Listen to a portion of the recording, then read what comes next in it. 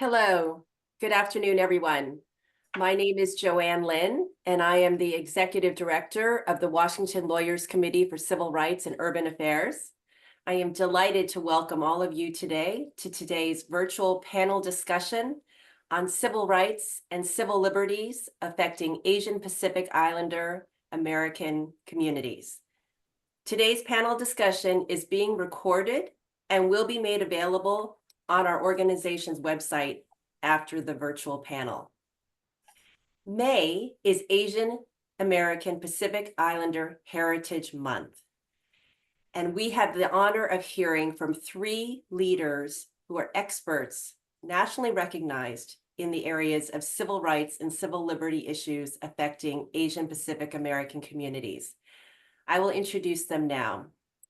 Shobha Sivaprasad Wadia is the Officer for Civil Rights and Civil Liberties for the Federal Department of Homeland Security. Shobha is responsible for assuring that all DHS policies, programs, and activities do not violate the civil rights and liberties of individuals and communities. Prior to joining the Biden administration, Shobha was the Associate Dean for Diversity, Equity, and Inclusion and Clinical Professor of Law at Penn State Law School. Her research focuses on the role of prosecutorial discretion in immigration law and the intersections of race, national security, and immigration.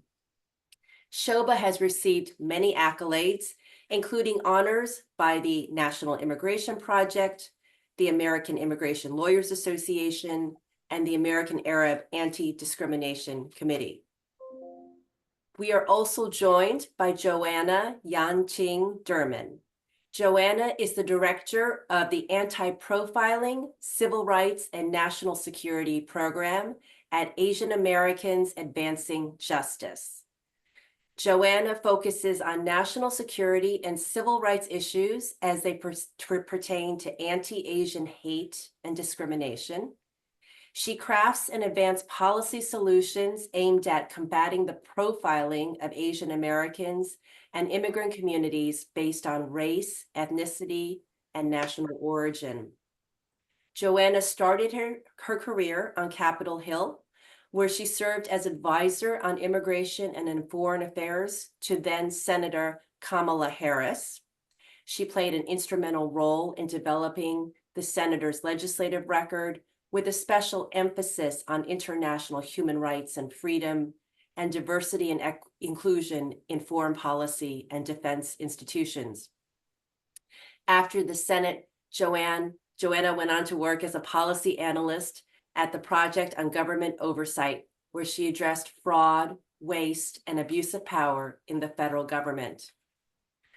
Our final panelist is Amandeep Sidhu, who is a partner at the law firm Winston & Strawn and a board member of the Washington Lawyers Committee for Civil Rights and Urban Affairs.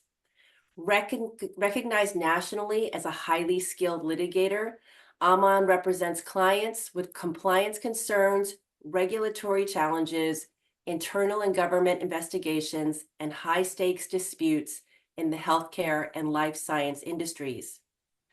Aman also co-founded the Sikh Coalition in the aftermath of the 9/11 terror attacks and has served as lead counsel to end the U.S. military's presumptive ban on the service of Sikhs and religious minorities.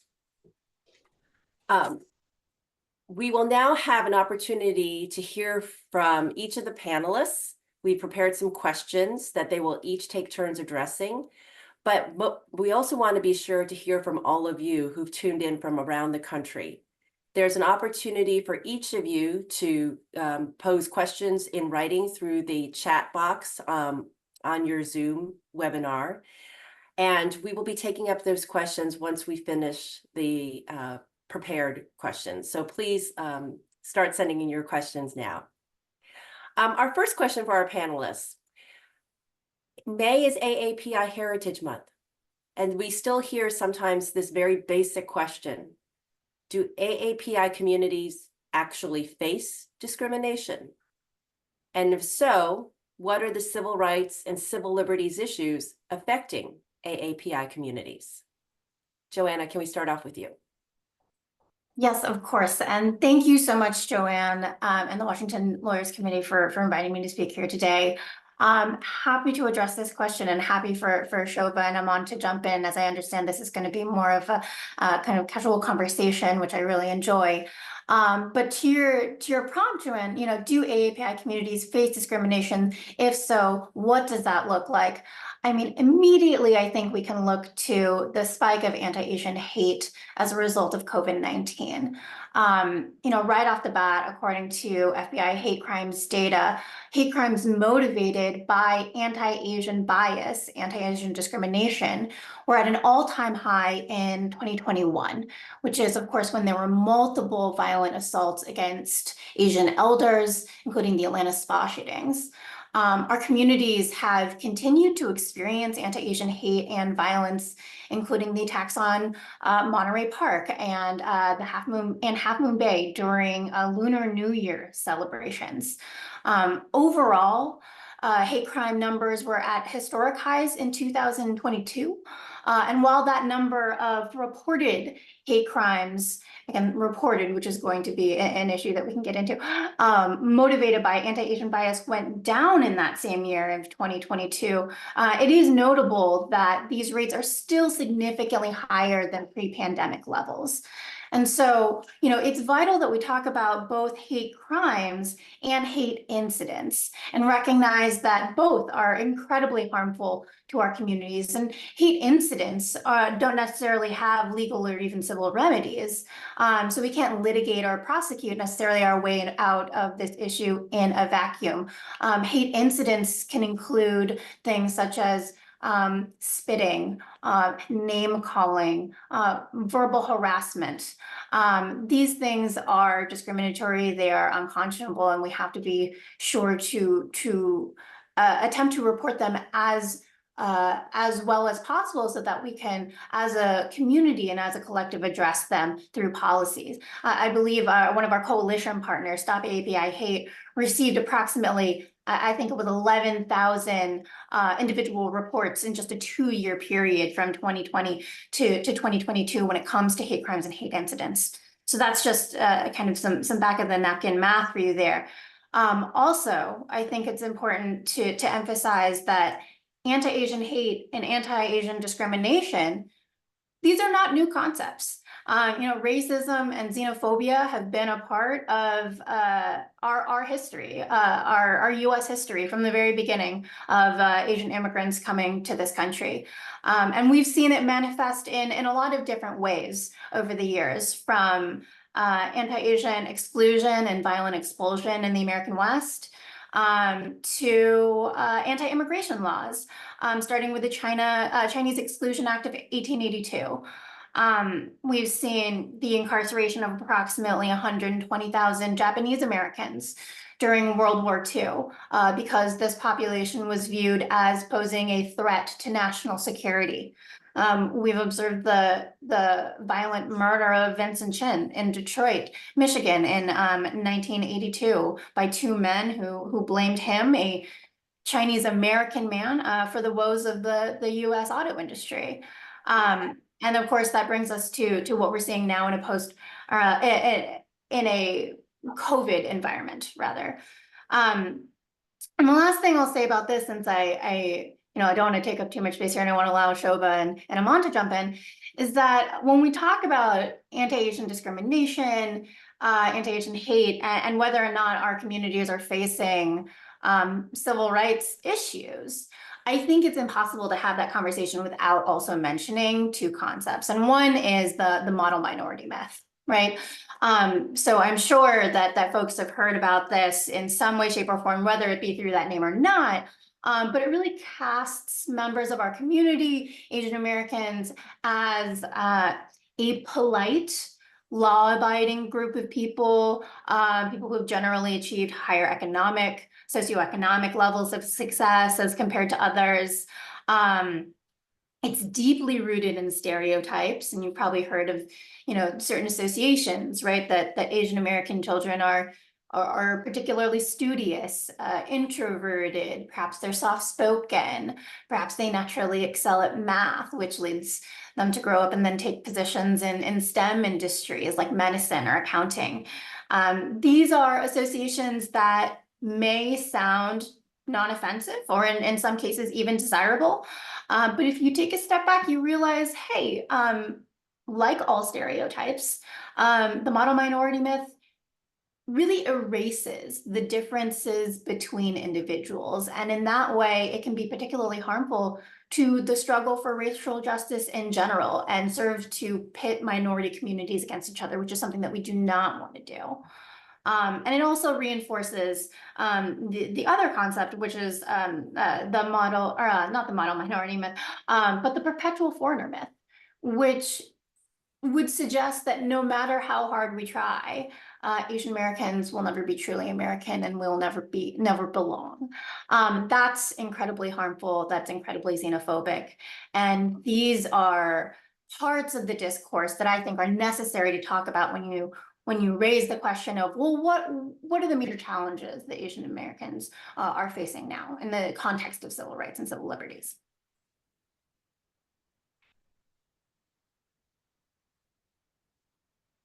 Thank you for that, Joanna. I just, wanted to underscore the last thing you shared. And thank you, Joanna, and the Washington Committee for having me today. It is really interesting to think about the role that the minority myth and perpetual foreigner play to what are the greatest civil rights and civil liberties issues and concerns facing the AANHPI community. So, as Joanna just shared, these are historical concepts that can be traced back to even the 19th century.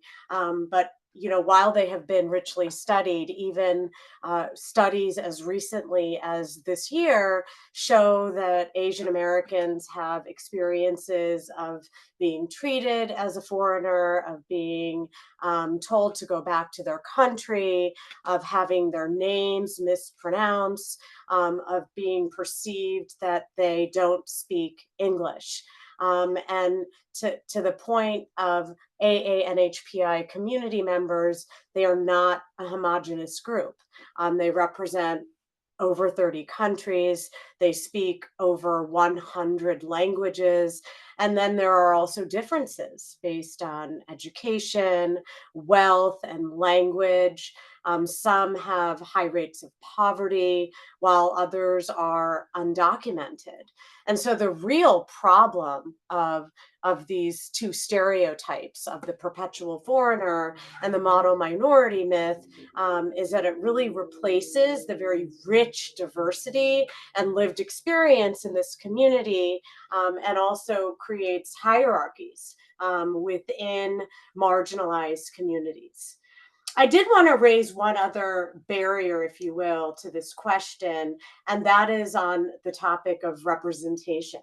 And looking at even the federal government, President Biden has assembled one of the most diverse administrations in our nation's history, especially with the number of AANHPI appointees, and yet they are still underrepresented when it comes to senior leadership roles in the federal workforce.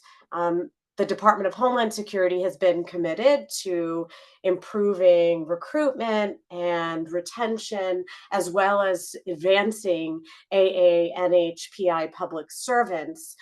Part of that has been having a mentoring program, making sure that there is intentionality in our SES development program, making sure there is ongoing professional development that addresses the unique challenges faced by AANHPI employees. And of course, representation or underrepresentation is not unique to the federal government. You had mentioned where I arrived from, and that is from the academy. Representation certainly was a barrier when I entered the legal academy. I was the only Asian American woman on the faculty. Fast forward to 2021, a group of us helped to create an annual workshop for AANHPI women who are entering or interested in being part of the legal academy. And the goal there was to really increase underrepresentation. And this really is applying across the legal profession. If we think about the ranks of the legal profession, there are really low ratios of partners and associates. There's a high attrition rate among AANHPI community members, and also underrepresentation among law clerks, law professors, state court judges, state and federal prosecutors. And I can just add, and again, thank you, Joanne. Thank you to the Washington Lawyers Committee for putting together this incredible panel.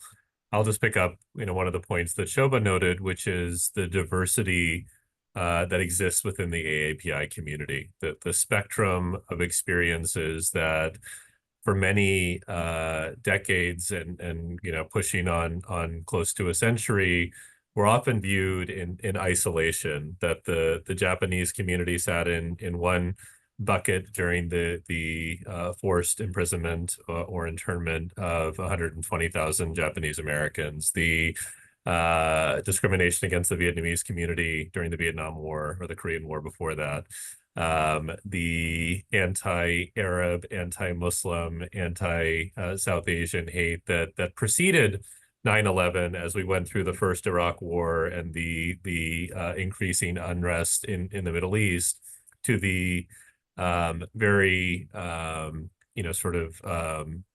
inflection point that we saw on 9/11. And that's where I entered the conversation is as a 20-something right out of college when 9/11 happened.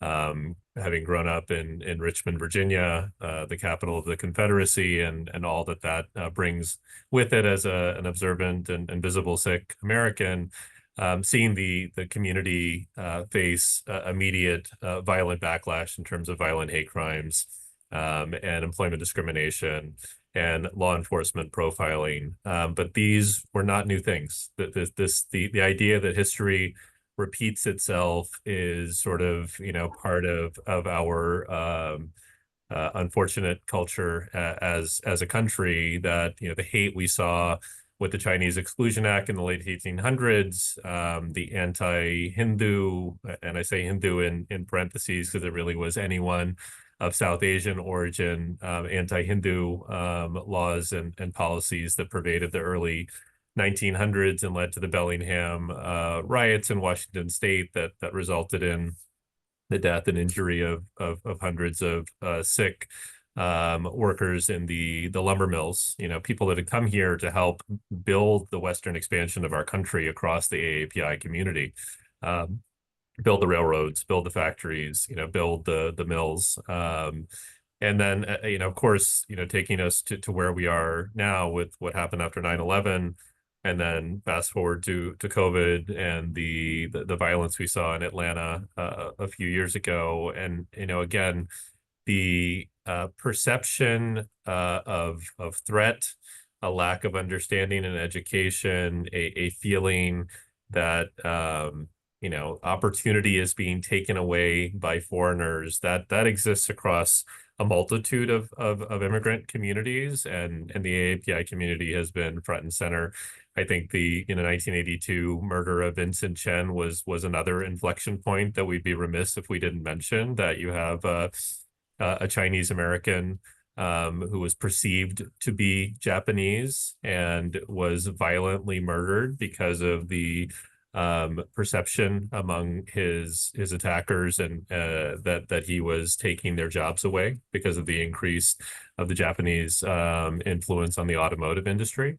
When I look back to how the Sikh community came together after 9/11 and the broader South Asian community, I know we'll get into allyship later in the conversation, but we looked to those experiences to say, how did we react? Right? How did we react as an AAPI community? And how do we learn, from those lessons? How do we evolve? How are we more effective? But all of the things that we're talking about today are very ever present. And so the simple question of do we face discrimination? The answer is a resounding yes. Thank you. And Aman, you already segued beautifully into our next question. And I know that there are many in the audience who are eager to learn a little bit more about the three of you, and specifically what brought you to your line of work, and how does your personal identity shape your work today? Yeah, I'm happy to start the conversation. So, I mentioned I was born and raised in Virginia. I grew up in Richmond. My family was one of the first Sikh families to settle in central Virginia when they came from India through the UK and then to the US. And as I grew up, I benefited from having parents who were very engaged in our local community and felt an obligation to help people understand who we were and have those conversations with neighbors and friends and community groups. And so through that experience, I guess it was all setting me up for what would happen when 9/11 happened. I was in college in Virginia at William and Mary. I would make it a point to educate my peers and do small little seminars with my fraternity brothers on the Sikh faith and helping folks understand who I am and what my identity means, so that when we face discrimination or comments were made, that it wasn't me standing alone, it was standing with allies. And so when 9/11 happened, I was 22. I was working in consulting before I went to law school. And there was just such a profound recognition in the Sikh American community that were not prepared, and B, that what was going to come would be unprecedented. And we saw that happen with the first murder after 9/11 of Balbir Singh Sodhi in Mesa, Arizona, when a self-proclaimed patriot went around town shooting people he perceived to be Muslim, Arab, or Middle Eastern, including shooting and killing a Sikh American, Balbir Singh Sodhi. So we came together and created a nonprofit in the shadow and in the model of the NAACP Legal Defense Fund or the Anti-Defamation League, that we didn't have an umbrella that existed that was providing access to legal resources and an understanding of how the American legal system, advocacy system, governmental systems worked. Our parents' generation had come here, and as we've talked about the model minority myth, mostly a professional wave of immigration that came in the 70s and 60s, 70s, and 80s. And so they were able to excel professionally and kind of stay within their bubbles and not face the kind of, again, overwhelming backlash that we experienced. And so I threw myself headfirst into that work, was able to carry that through law school, and now integrated into being in big law for the last nearly 2 decades. So that's a longer conversation, but I've been able to integrate pro bono within the community into the work I do. That's such an interesting story, Aman, because I'm always fascinated to hear how people get to where they are today, because I consider myself as someone who has a very non-linear career path. It makes sense in retrospect, but as I was going through it, it was difficult to connect the dots. And, in college, I went to the University of Chicago for undergrad. I studied Near Eastern language and civilization, like literally ancient history. And so I never really expected to end up in policy advocacy. But what I think the turning point for me was, after grad school, I was planning on staying either in the UK, going to Turkey, continuing on in that kind of historical trajectory. I was really interested in perhaps exploring academia, but it was in the lead up to 2016. And I was living abroad, and I was seeing the ways in which kind of the rhetoric around the Trump campaign was making news internationally. And it was so upsetting that I actually came back to the States after I graduated, and I jumped on the Hillary campaign in Florida. And that was a real kind of light bulb moment for me, where, having grown up in California, away from the capital, away from DC, I was like, oh, people can do this. Normal people can participate in campaigns. Normal people can go to DC. Normal people can get internships on the Hill. And so that's what I ended up doing after, the devastating news in 2016. I packed my bags and I applied to everything under the sun. And I ended up working for then Senator Harris as one of the, as an intern in her very first intern cohort. So I was a guinea pig in that sense. And, I ended up just being so struck by the work and what she was able to accomplish and the specifically foreign policy, national security, and immigration spaces that I stayed there for almost 4 years, really growing my expertise in those areas and those issue portfolios, familiarizing myself with Senate procedure, and truly had the opportunity to learn from some of the best and the brightest public servants. From there, as Joanne had mentioned, confusing with a Joanne and a Joanna here. I joined a nonprofit as a policy analyst dedicated to conducting federal oversight.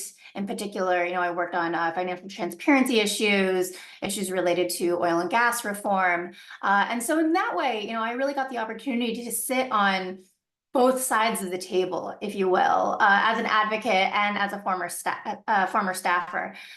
So I did that for a while, and though I really enjoyed the mode and the type of work that I was doing, I was really looking to pivot back to national security and foreign policy and civil rights, something in that domain, in that space, to really concentrate on issues surrounding, systemic injustices that disproportionately impact vulnerable communities and communities of color. And so when I saw the opportunity to work at AJC, I knew I had to throw my hat in the ring. And so I've been doing that I've been in this role for a little over a year, serving as the director of the Anti-Racial Profiling, Civil Rights, and National Security program.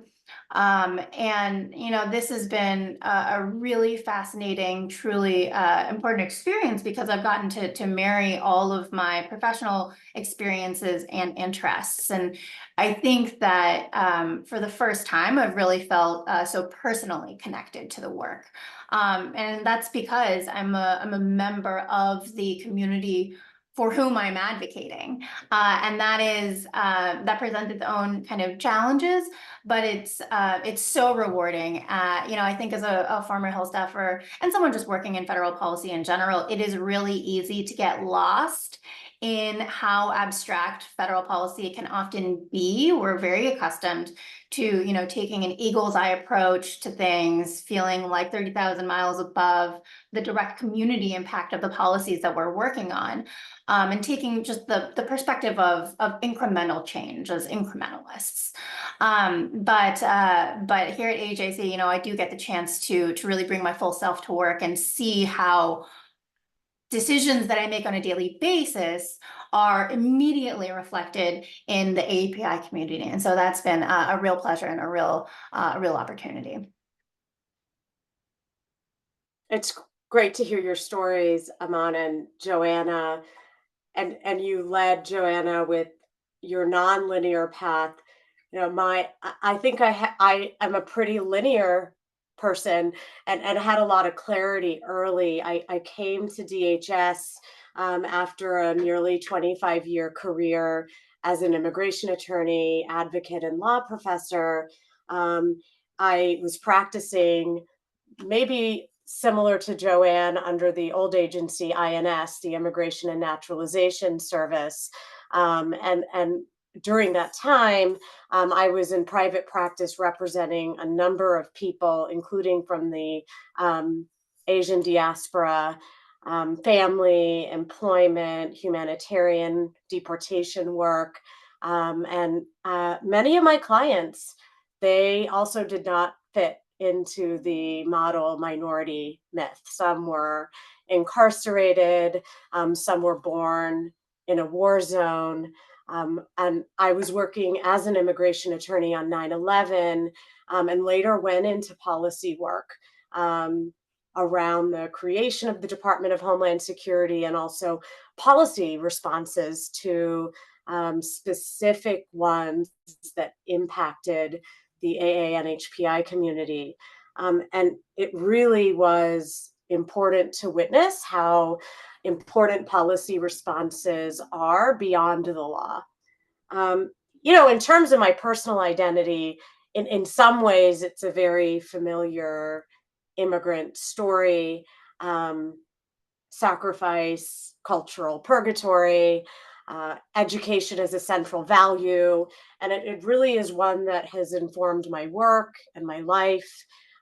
We've talked about exclusionary history, but many of us, my family included, has also benefited from a civil rights story and the 1965 Immigration Act in particular that was signed by President Lyndon B. Johnson to amend the immigration statute and for the first time enable people to realize the American dream, regardless of the country that they were born in. And so I was born in Dayton, Ohio, and am the proud daughter of parents who grew up in India. My father grew up in Trichy, a city in the Indian state of Tamil Nadu.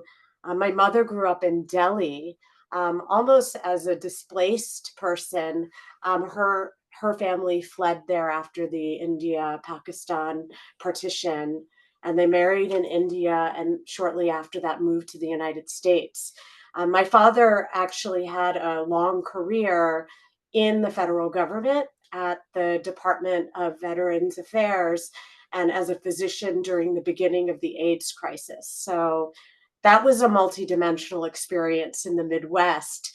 My mother never thought she would come to the United States, but eventually she married my dad, and she arrived as the spouse of a green card holder.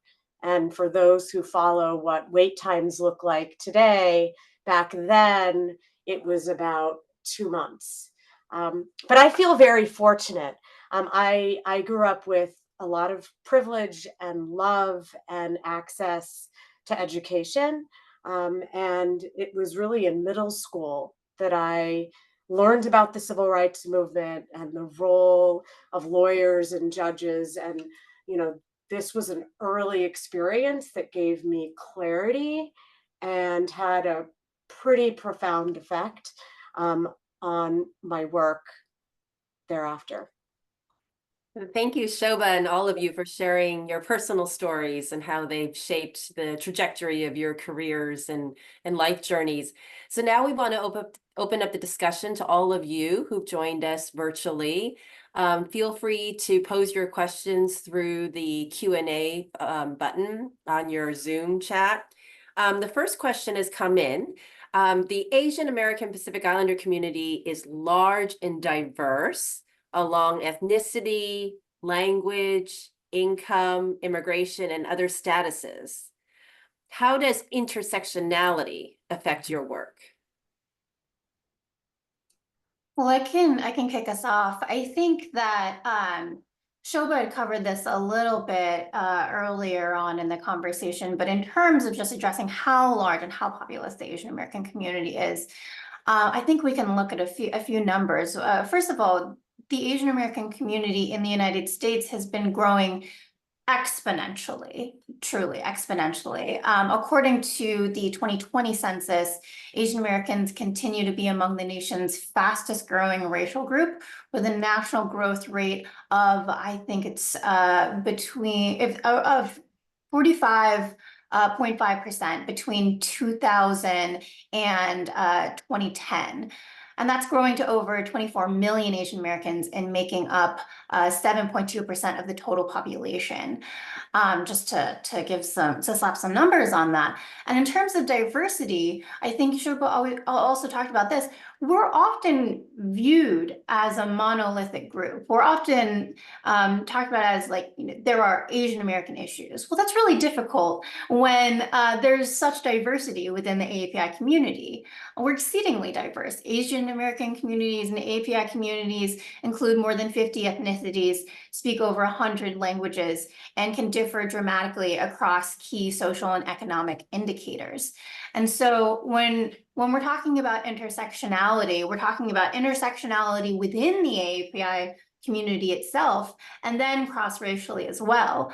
But to me, what those numbers suggest is that with any sort of diverse group, when it comes to most things, especially contentious policy issues that affect all of our lives, we're not going to automatically agree just because I'm Asian American and I meet someone else who's Asian American. We're not necessarily going to have the same perspective on the top policy asks for our community, and that means that we have to work together. That means that we have to coordinate to find where the agreement is in the Venn diagram of my experience and someone else's experience, and that's where coalition work in the context of an policy advocacy space is so crucial and so important to make sure you're not drowning out the margins of the margins, the folks who are marginalized within marginalized communities, and to really uplift the personal experiences of members of this very diverse community.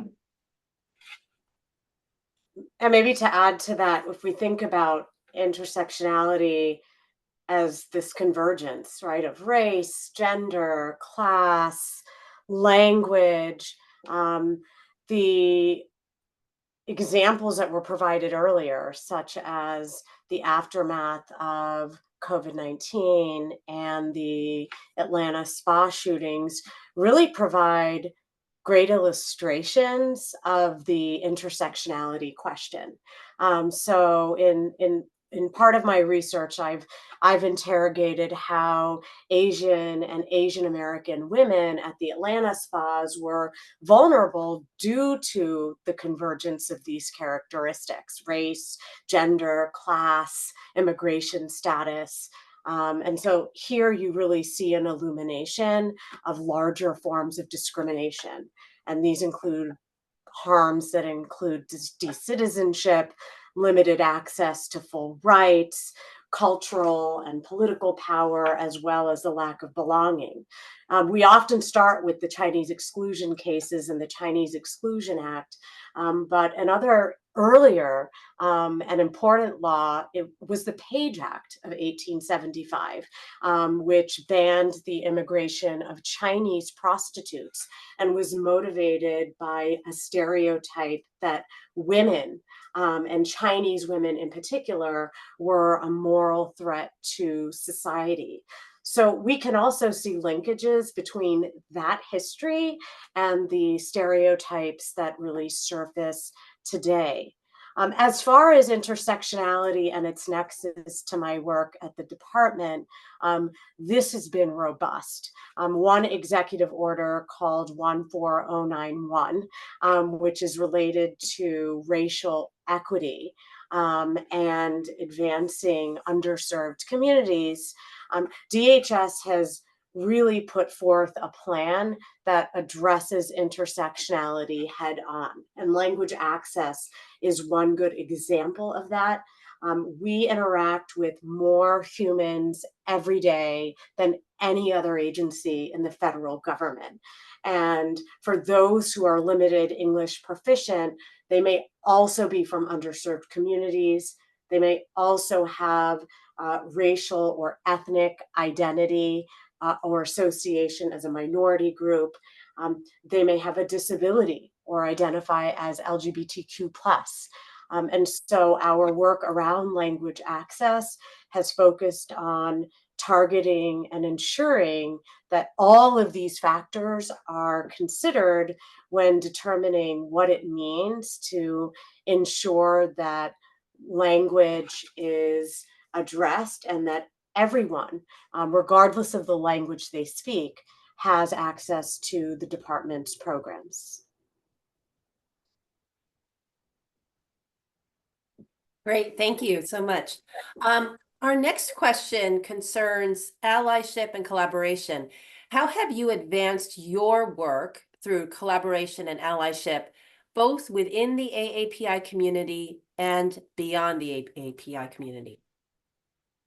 Happy to take the lead on this. Look, I think allyship is everything. When we think about Shobha and Joanna speaking to intersectionality within our AAPI community and thinking about allyship within our community and beyond.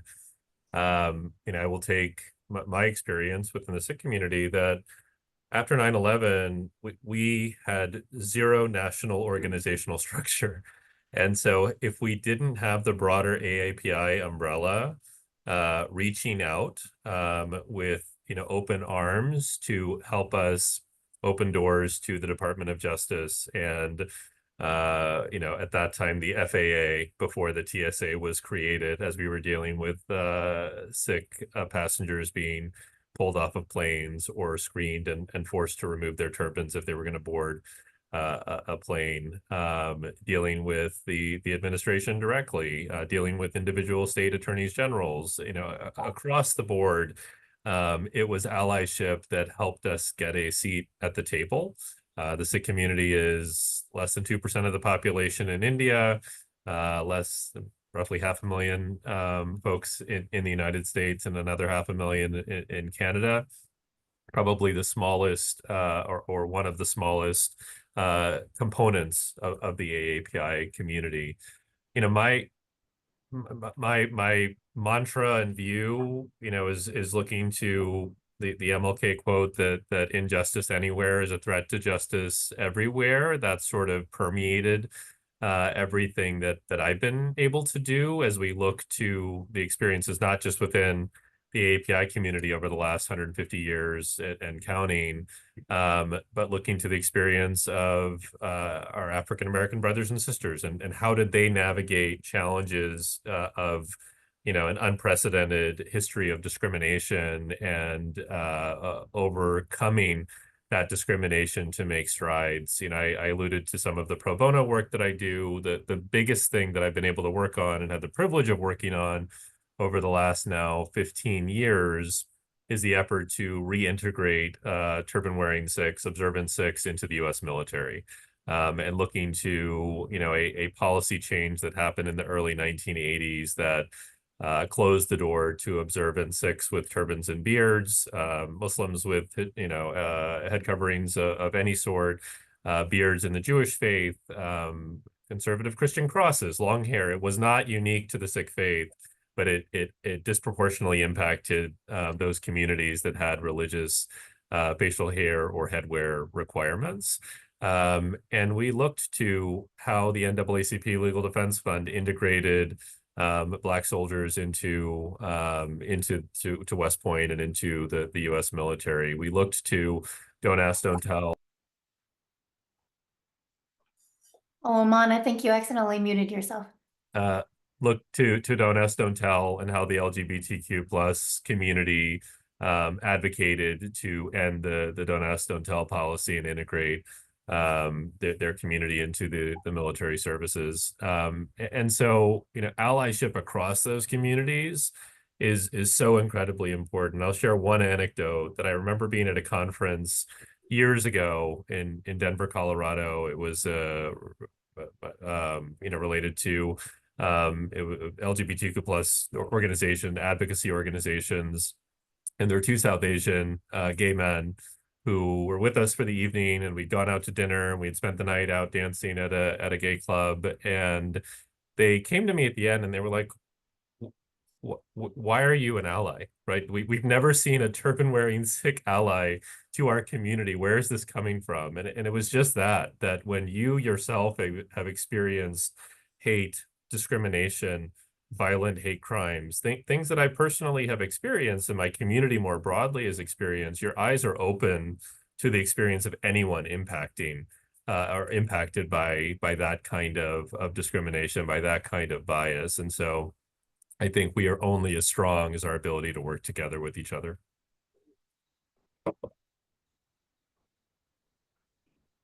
And maybe I'll answer briefly the question about collaboration in a more formal way. And that is one of my first lessons to law students is just the importance of collaboration, from working a case to advocating for legislation to developing a policy in the federal government. Nothing happens alone.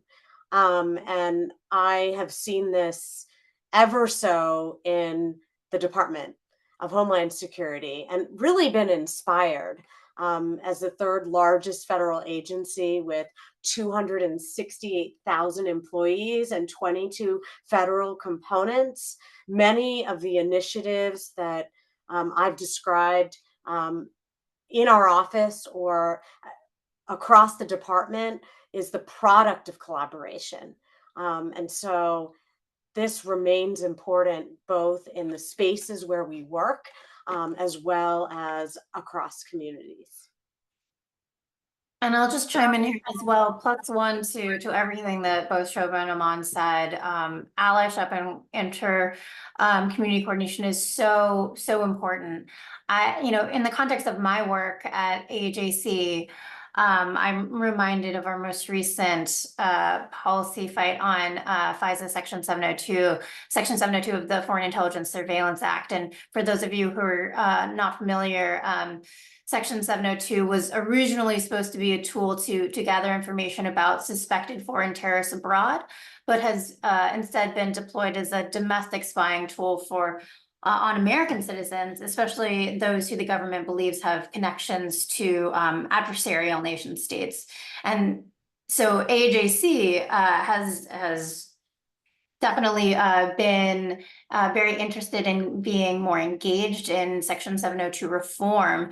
To that end, I reached out to the coalition that I know has been working on this for a long time, has been through multiple kind of Section 702 battles within Congress, and they were I can't actually remember if I reached out to them or they reached out to me, but in some way we found each other. And I was just so pleasantly surprised to be so thoroughly welcomed into that space. These are groups and organizations that have been advocating for privacy reform for many years. This is not their first go around, and they said, people from the Electronic Privacy Information Center, EPIC, people from the Brennan Center, people from Demand Progress, we're all saying, we would love to center Asian American voices in this debate because it has been typically limited to privacy. And yes, we talk about the civil rights ramifications of that and the civil rights impacts of that, but it's another thing to be able to provide personal anecdotes of how this directly impacts people and put faces and names to a policy. And so I was whenever we talk about allyship, I'm reminded of just my incredible counterparts in these organizations that have been so welcoming and that have allowed me to tap into their deep wealth of expertise and knowledge on a particular issue that I had to get smart on very quickly. I knew that it impacted my community. I knew that I needed to get engaged. I knew that I wanted to, bring all of the knowledge and experience that I had to bear onto this new policy area because it is so cleanly within the four corners of my role and this role in AJC. And, though we recently, though Section 702 was recently reauthorized for another 2 years, and that's a different kind of outcome than we were looking for. I think we really built the infrastructure and the connective tissue and the coalition trust to be able to be more effective next time. And so I'm really thankful for that, and would echo again what Shobha and Aman had said, that very little gets done in DC without allyship and coordination. And so that is something that we all have to keep in mind as we advocate for the policies that we care about, for the communities that we belong to.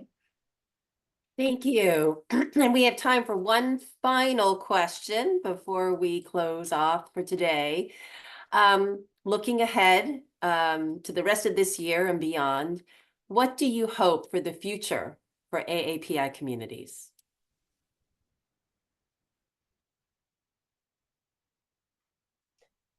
Conversations like this are ever rewarding. They help to really surface the diversity of lived experiences and how to make change within our communities. My My closing remark would be to walk towards and not away, for from all the change that continues to be needed.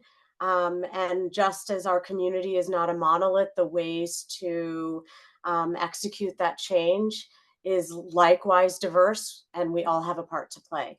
Thank you. And I would say that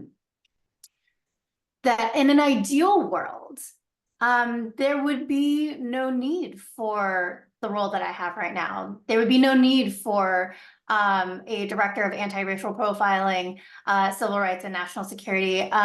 There would be no need for an AJC because we would be, we would have resolved all those issues. Of course, that is not going to be the case. And so more realistically, I would say, I hope that we continue to build the trust and foundation needed to collectively and in allyship with our partners and coordination with our partners, continue to advocate for a just and fair immigration system, language access, oppose land laws. That's something that I work on that we haven't gotten a chance to get into, but is very much a priority for me. That we continue to advocate for data disaggregation insofar as the census, so that our communities are represented and are able to receive the resources that they need in order to live fulfilled lives.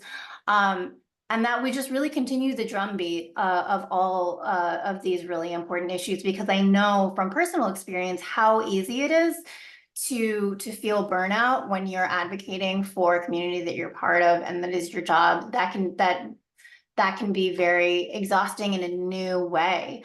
But I think we have to continue to have conversations like this to feel restored and to be able to come back to the really hard work and to just show up for ourselves and each other and our communities.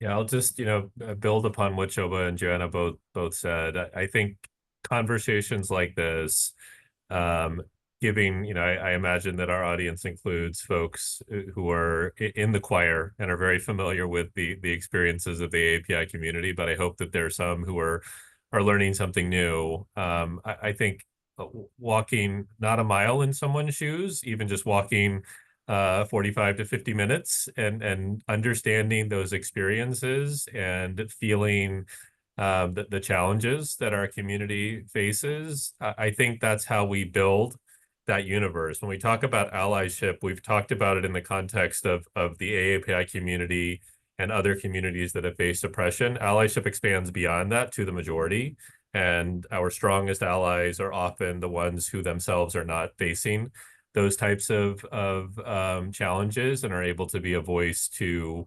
reach a new audience and reach a different audience. I think about the wave of pressure that exists right now on diversity, equity, and inclusion efforts across any number of industries, including, of course, the legal profession right now. And quite frankly, it just emphasizes why these conversations are so important. I think we didn't say this explicitly, but we are still within the last 2 decades of so many firsts within our community that many of us are the first API individual to be in our roles. When I made partner in 2013, I was the first turban-wearing SIG partner in U.S. history at an AmLaw 100 firm, right? That we're a decade away from that first, and Shoba is a trailblazer in her regard, and Joanna is a trailblazer in her regard, and Joanna in hers. And so, just thinking about how we move to that next phase of the conversation, which is the second and the third. And I think about my twin daughters who are 14 and think about the reality that they're growing up in, where they have a level of diversity and a level of exposure and experience that we did not have as we were growing up in the Midwest or even in California or in Richmond, Virginia. And so I hope that the next decade brings more conversation, but also more progress. Thank you, Aman. And, I just want to build off of what Aman, Shoba, and Joanna have already said and just say that, yes, There are so many firsts that are represented here on the Zoom screen, and it's been a pleasure to watch so many of you actually hit and break ceilings and become the first. I'm the first woman of color to lead the Washington Lawyers Committee for Civil Rights and Urban Affairs. And I know that that's only possible because of allies outside of the AAPI community who have helped to pave the way and support me in my new leadership role, and what a privilege it is to do so. And I would say that, well, what Shobha was talking earlier about representation, the AAPI community is still woefully underrepresented in most echelons of society, whether it's in business or government at all levels, or in religious organizations, or in academia. You name it, and we're not there enough. And in entertainment and in the media. And so we just need to continue striving, aspiring, hoping for a brighter and better future, and continuing to pursue these conversations of genuine curiosity and being in a place of receiving questions and having authentic conversations with people. I'm so grateful for our three panelists today. I'm grateful for all of you who've joined. We hope that this is just the beginning of a conversation. Feel free to reach out to any of us to continue these conversations. We really would love to be in continued dialogue with all of you. And thank you for joining us for this virtual panel discussion in honor of May 2024 AAPI Heritage Month. Have a good afternoon, everyone. Thank you. Thank you. Yeah.